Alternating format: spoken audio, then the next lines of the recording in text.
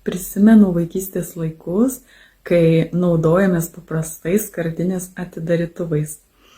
Būdavo toksai su kabliuku, o dabar tiek visokių naujų aparatų, kad kartais tikrai nežinai, kaip su jais naudotis.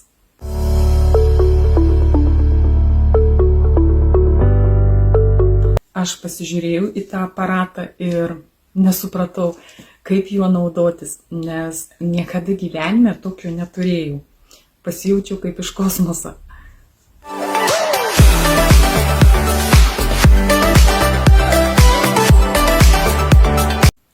Galiausiai pradėjau juoktis, nes man šis mūšis atrodė toks juokingas. Supratau vieną dalyką, kad mes esame skirtingi.